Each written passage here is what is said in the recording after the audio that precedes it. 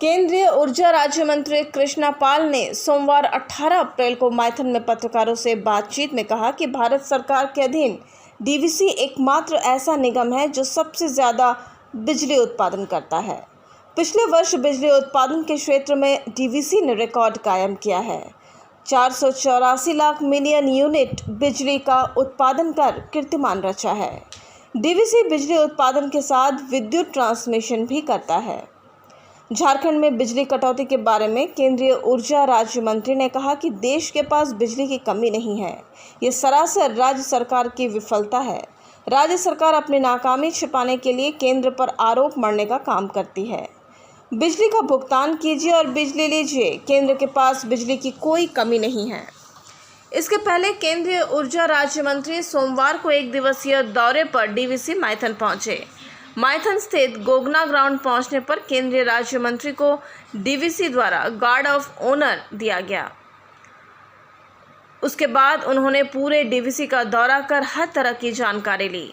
निगम क्षेत्र में पौधारोपण भी किए। पत्रकारों से बातचीत में ऊर्जा राज्य मंत्री ने कहा कि भारत सरकार अपने सभी निगमों का दौरा कर अपडेट लेने का काम करती है। ऊर्जा के क्षेत्र में किस तरह काम आगे बढ़ रहा है, बिजली उत्पादन का काम किस गति से चल रहा है, आज के दौरे का यही उद्देश्य है। उन्होंने कहा कि प्रधानमंत्री नरेंद्र मोदी का एकमात्र लक्ष्य हर घर को बिजली पहुंचाना और निर्बाध बिजली देना है। दोनों ही दिशा में काम किया जा रहा है। जब से देश की बागडोर प्रधानमंत्री मोदी के हाथों में आई है, पावर सेक्टर के क्षेत्र में अभूतपूर्व काम हुआ है। गांव में आज 12 घंटे बिजली मिलती है, जबकि शहर में 22 घंटे बिजली मिल रही है। चुनाव आचार संहिता के सवाल पर केंद्रीय ऊर्जा मंत्री ने कहा कि अपने निगम क्षेत्र का दौरा करना आचार संहिता का उल्लंघन नहीं है। वह कोई चुनावी भाषण नहीं कर रहे हैं और न ही किसी तरह का लोकार्पण या उद्घाटन कर रहे हैं। केंद्रीय मंत्रियों का राज्य में आना चुनाव आचार संहिता का मामला बनता ही नहीं है। आखिर में उन्होंने कहा कि झारखंड के साथ किस तरह का कोई भेदभाव नहीं किया जा रहा है। झारखंड के विकास के लिए जितनी सहयोग राशि की ज़रूरत है, प्रधानमंत्री नरेंद्र मोदी वो दे रहे हैं। उनके साथ गोड्डा के सांसद निशिकांत दुबे, निरसा विधायक अपर्णा सेनगुप्ता एवं डीवीसी के चेयरमैन राम नरेश सिंह भी उपस्थित थे। जो नियमित हम जो पावर सेक्टर के लोग लगातार पूरे देश में इस तरह के दौरे चलते हैं।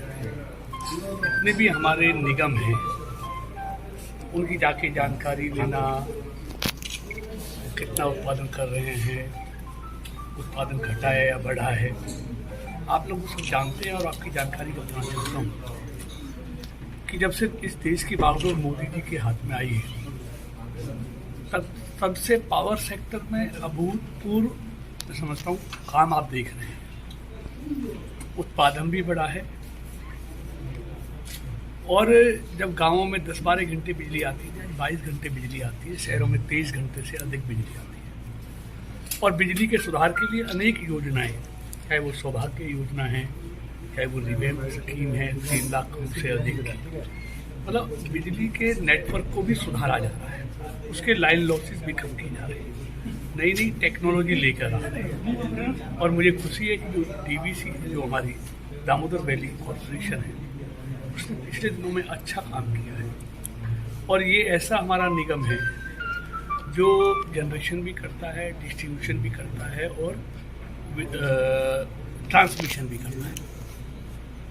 तो और अब कोल के क्षेत्र में भी जा रहा है। और पिछले साल इन्होंने रिकॉर्ड उत्पादन बिजली का किया है पहले, यानी कि 484 लाख मिलियन यूनिट का उत्पादन इन्होंने पिछले साल अब तक का सबसे बेहतर प्रदर्शन किया है। ग्रीन एनर्जी के बारे में किस तरह? देखिए, आप जानते हैं जो दुनिया के सबसे लोकप्रिय नेता हैं और देश के यशस्वी प्रधानमंत्री हैं, आदरणीय मोदी जी ने COP26 पर घोषणा की है कि हम 2030 तक 500 गीगावाट ग्रीन एनर्जी लेकर आएंगे और 2070 तक हम भारत को SO2 उत्सर्जन से मुक्त करेंगे। तो उसके लिए और पूरी दुनिया में सबसे ज़्यादा तेज़ी से काम अगर ग्रीन एनर्जी के लिए हो रहा है तो भारत में हो रहा है।